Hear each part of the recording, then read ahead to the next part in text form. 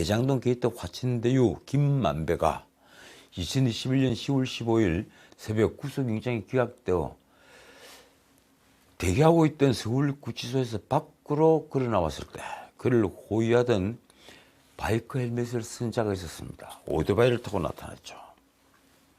바로 얼마 전 구속된 최우양 전 화천대유 이사입니다. 그 최우양 등 김만배 측근들이 대장동 게이트 범죄 수익 은닉 혐의로 구속 기소됐습니다. 서울중앙지검 반부패수사일부는 2일 화천대유 자산관리 이 공동대표인 이한성과 화천대유 이사인 최우양을 범죄수익 은닉규제법 위반 혐의로 기소를 한 것입니다. 이들은 2021년 11월부터 지난해 11월까지 1년 동안 김만배 지시로 대장동 수익 245억 원을 수차례에 걸쳐 고액 수표로 인출한 후에 다시 수백 장의 소액 수표로 교체를 해서 이른바 돈 세탁을 해서 대여금고 등 여러 곳에 은닉을 했습니다. 최우양은 또 2021년 10월 김만배가 화천대유에서 배당금 명목으로 받은 30억 원을 대여금 형식으로 넘겨받아서 은닉했습니다.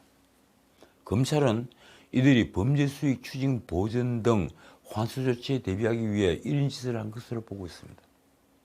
검찰은 이들이 인출해서 숨겨둔 148억 원 수표 실물을 찾아내 압수했습니다. 아마 김만배가 이른바 자해를 한 것은 바로 이 때문이 아닌가 생각을 합니다. 자기 자신도 이제 한 푼 남김없이 다 뺏기는구나. 그걸 안 것이죠. 자, 오늘도 대장동 관련 뉴스를 말씀드리고 마치겠습니다. 김만배가 이 조폭그룹으로 소문이 난 KH그룹과도 얽힐 뻔했다는 뉴스가 있었습니다. 이 KH그룹 아시죠? 배상윤의 KH그룹. KH그룹은 무자본 인수합병으로 기업을 확장해 왔고, 그리고 이재명이 경기지사로 재직할 당시에 경기도와 대북 교류 사업을 추진하던 상방울의 외화 밀반출에 함께 연루됐다는 의혹을 받고 있습니다. KH그룹은 제가 알아보니까 원래 그랜드 하얏트 서울 호텔의 주차장을 관리해 왔다고 합니다. 그런데 그 KH그룹은 2019년 12월부터 그랜드 하얏트 서울 호텔과 그 부지를 소유를 했습니다. 인수를 한 겁니다. 그런데 김만배는 하얏트 호텔 부지에 타운하우스를 건설해서 분양 사업을 하려다가 무산됐다. 이런 취지로 검찰에서 진술했습니다. 그게 이번에 언론에 취재가 된 겁니다.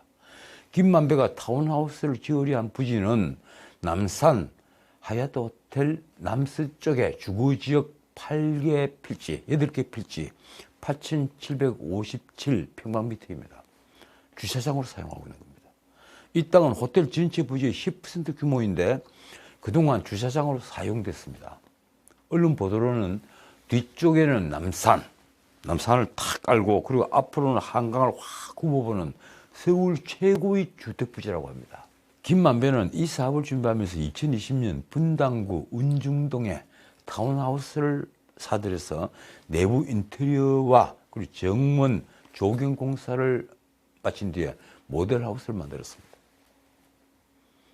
여기에 든 비용 77억 8천만 원은 천화동인 1호에서 인출했습니다. 그러니까 타운하우스 한 채를 사들이는 돈부터 인테리어 비용, 정문 공사까지 77억 8천만 원이 된 겁니다. 그러나 2021년 대장동 의혹이 터지면서 타운하우스 사업 계획을 접었습니다. 정영학 녹취록에 이 타운하우스 얘기가 나오는데 김만배가 운중동 그 집에 현직 대법관이 따님이 산다고 하는 말이 있습니다. 누굴까요? 한편 서울중앙지법 형사 23부는 정진상의 재산 일부를 동결했습니다. 법원은 12월 20일 검찰이 정진상의 재산에 대해 추징 보전을 청구한 것에 대해 이를 일부 인용을 한 것입니다. 추징 보전은 범죄 수익으로 의심되는 재산을 빼돌리지 못하도록 피고인의 형이 확정되기 전까지 동결을 하는 조치입니다. 한편 검찰은 법원 결정 후에 12월 26일 가압류 집행을 신청했습니다. 정진상의 유죄 판결이 확정되면 법원이 뇌물로 인정한 재산은 몰수되거나 만약에 몰수가 어려우면 그 가액을 추징합니다. 현재 정진상은 2013년 2월부터 2020년 10월까지 유동규로부터 2억 4천만 원의 뇌물을 받은 혐의를 받고 있습니다. 주는 명절 때 받았더군요.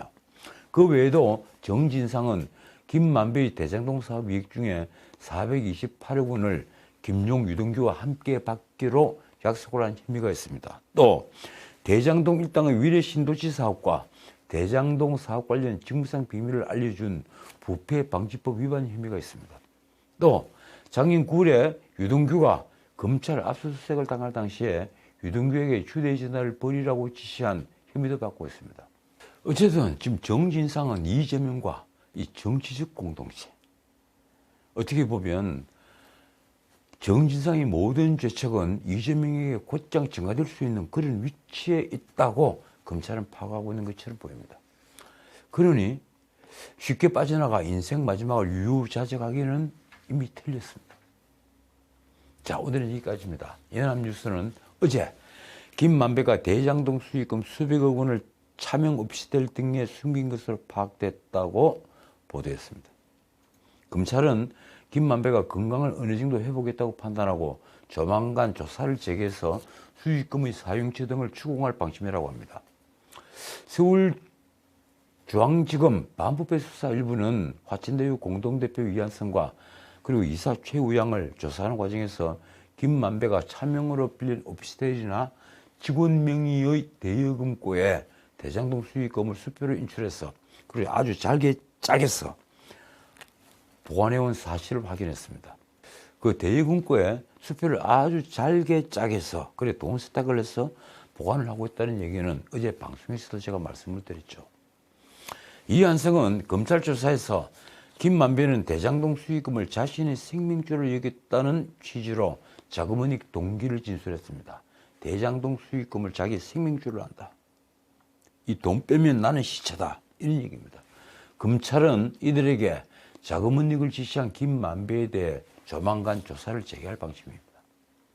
추가은닉 자금이 있는지 또 수익금 중에 이재명 측에 전달된 돈은 없는지 등 그 용취를 캐물을 방침이라고 합니다. 한편 중단됐던 대장동 재판 또 1월 13일 재개됩니다. 어떻든 악은 처단되어야 합니다. 특히 권력으로서 악을 행한 자는 어쩌다 악을 저지른 자보다 훨씬 더 나쁩니다. 그는 권력의 힘으로 힘없는 자에게 한을 맺히게 한 자입니다. 지금까지 전은책이었습니다.